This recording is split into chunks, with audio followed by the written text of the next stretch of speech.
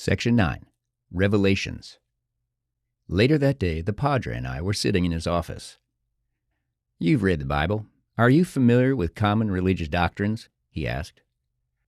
"All the good little boys and girls go to heaven, and the rest go to the bad place," he said. "So the story goes," I said sarcastically. "Well, as it turns out, the religious believers are only half right. After we die, we all go to hell. Every person who has ever lived and died, regardless of how innocent or virtuous, is suffering in an unspeakable state of torment. That is until now, maybe," he said with an ashen expression. "We think we might be able to prevent that." "Get the fuck out of here. You expect me to believe that?" I jested, with a slight smile, hiding my horror. "What about Jesus? Didn't he pay for our sins?" I asked, hoping for a checkmate. "What, that bastard son of a Jewish slut? Don't even get me started about Jesus," he retaliated. The hint of anti-Semitism turned my stomach. There was an uncomfortable pause in the conversation. "You now have my undivided attention. How do we avoid the bad place?" I asked sincerely.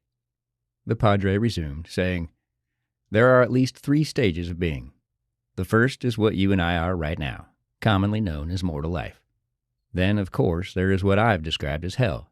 In addition, there is a state of existence between the two, which we appropriately call the in-between place. None of these states are actual places, just states of awareness, perspective, perception, or whatever New Age label you want to put on it. But from our point of view, hell is persistently and inescapably real. Ultimately, we are all doomed to exist forever in some state, but there is no evidence of a heaven, only different degrees of suffering, punctuated with very brief moments of contentment." "Tell me more about this in-between place," I insisted. "That's where it gets a bit complicated. Imagine yourself as a disembodied ghost or spirit or soul. You still have your sense of self and can travel through time and space effortlessly, but you lack any sense of joy or sorrow. You are essentially emotionally neutral. The only thing you really know is that you want more. While in that state, you are given a choice. Come back and live another life as someone else, or go into a brilliant white light that you understand to be heaven. In reality, this white light is a deception that ultimately condemns you to eternal damnation. Think of all the Christians who willingly choose their own destiny of, well, I think you get the idea. As for the really weird part, we think it might be possible to punch through this reality and actually exist as your physical self in this other domain. This facility has developed the technology to suspend consciousness in the in-between place without having to physically die and actually make contact with living people along the timeline. We call it the chamber." "Jesus H. Christ," I said colloquially, and with intentional blasphemy. "Unfortunately, Jesus is just part of a poorly written story written thousands of years ago, a fictional tale intended to hide the truth and give people some sort of hope," he said. "Padre, you're a man of the cloth. Surely you have faith in God," I pleaded. He shrugged and looked down briefly and said, "If there is a God, he doesn't seem to be in the loop so far as human affairs are concerned. If there is a supreme being who oversees the creation of existence, it would have to be a horrific monster. Unimagined evil. Please don't talk to me about faith." Changing the subject, the Padre said, "You're probably wondering how the chamber actually works."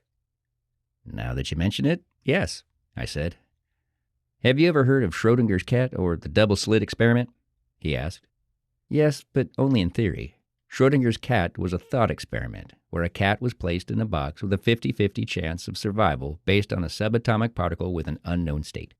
The state of the particle was dependent upon the observer. If the box was opened and the contents observed, the cat would be either dead or alive. Is that close to what you're saying?" I asked. "Close enough. What about quantum entanglement and the double slit experiment?"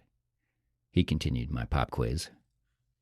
"Well, the first one is where 2 particles become entangled, each behaving in an opposite way depending on the condition of the other particle," I answered. "That's exactly correct. Einstein referred to it as spooky action at a distance," he said. "There are actually 2 chambers, side by side. One of them has a small closed device that fires particles through 2 slits onto a collection plate. When you enter the first chamber, your body is subjected to a massive amount of quantum field energy.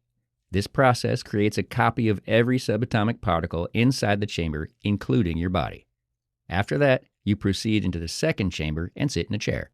A small tablet is suspended above a switch inside the chamber.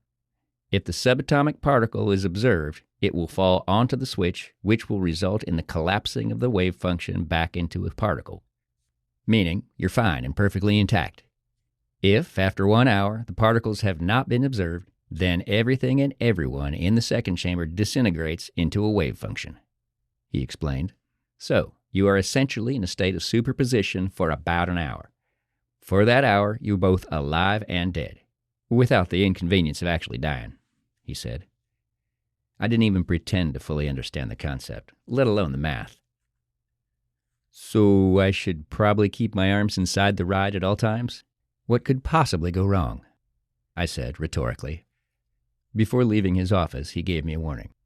Whatever you do, don't go into the light, he said with a stern voice. It is forbidden.